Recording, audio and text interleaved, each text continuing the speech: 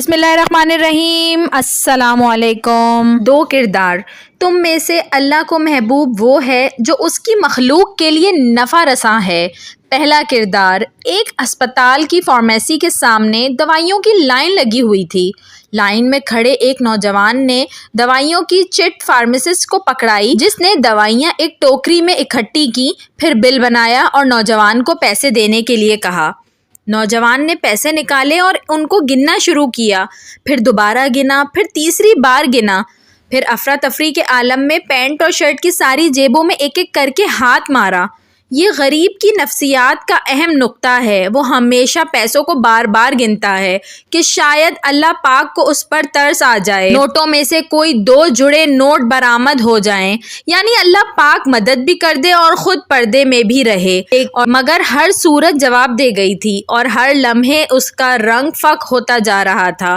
Pharmacist بھی جان گیا کہ بندہ کوئی غریب ہے، اس نے بھی اس کو ڈانٹنا فرض کفایہ سمجھا اور دوائیاں گھسیٹ کر سائڈ پر کر دیں اور اسے کہا کہ کھڑکی چھوڑ دو، تمہارے پیچھے اور کسٹمرز بھی لائن میں لگے ہیں اور پیسے گھر سے گن کر لاتے ہیں، کھڑکی کے سامنے کھڑے ہو کر نہیں گنتے۔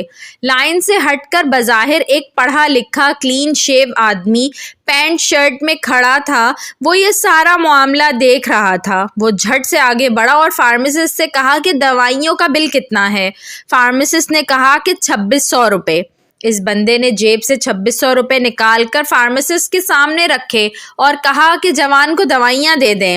جوان نے ہاتھ میں پکڑا 1000 روپے اس آدمی کو دینے کی کوشش کی اور کہا کہ جناب آپ مجھے ایڈریس دے دیں، میں 1600 روپے آپ کو پہنچا دوں گا۔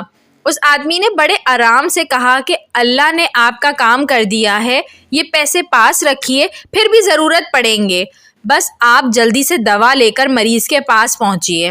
اس بندے کو دیکھ کر کوئی بھی نہیں کہہ سکتا تھا کہ وہ اتنا سخی اور رحم دل بھی ہو سکتا ہے۔ نہایت آسانی کے ساتھ اس کو فاجر فاسق بھی کہا جا سکتا تھا اور یہ بھی کہا جا سکتا تھا کہ اس کی اذان، اقامت، امامت سب مکرہ تحریمی ہیں، کیونکہ اس کی نہ داڑھی نہ مونچھیں، مگر اس نوجوان کے لیے وہ ایک ولی اللہ اور فرشتہ تھا۔ اللہ کے بندے ہر روپ میں مل جاتے ہیں، کسی روپ کی انسلٹ نہیں کرنی چاہیے۔ یہ 1982 کی بات ہے۔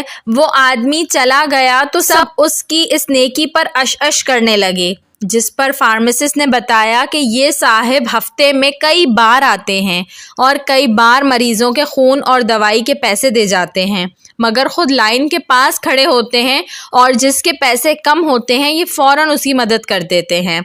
دوسرا کردار، جہاز کی پرواز کے دوران ایک صاحب جو بارش تھے، ان کے ساتھ باپردہ خاتون بھی تھیں۔ سیٹوں پہ کچھ اس طرح بیٹھے تھے کہ مرد کے دائیں طرف اس کی بیوی بیٹھی تھی اور بائیں طرف ایک خاتون بچے سمیت بیٹھی ہوئی تھی۔ خاتون نے جہاز میں بیٹھتے ہی پہلے تو جہاز کے عملے سے کہا تھا کہ اس کی سیٹ تبدیل کر کے کسی عورت کے ساتھ دی جائے، مگر عملے کا کہنا تھا کہ فی الحال آپ لوگ اپنے اپنے نمبر پر بیٹھ جائیں، جب جہاز چلے گا تو پھر آپ ایک دوسرے سے اپنی ایڈجسٹمنٹ کر لینا۔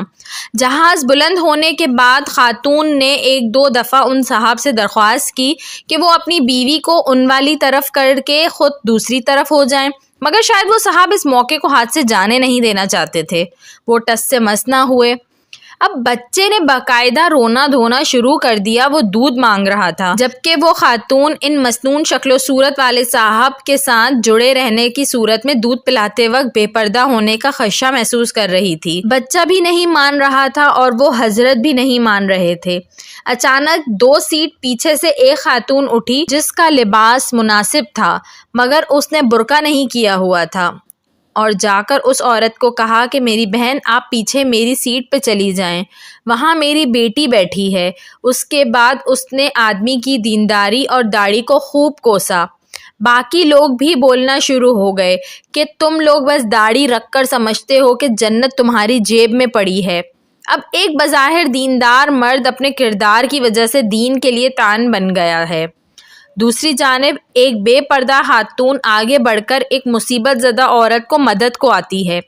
سماج کے لیے نفع رساں تو وہ عورت ہے، جب ان صاحب کے ظاہری گیٹ اپ کی رمق بھی ان کے کردار میں نظر نہیں آئی۔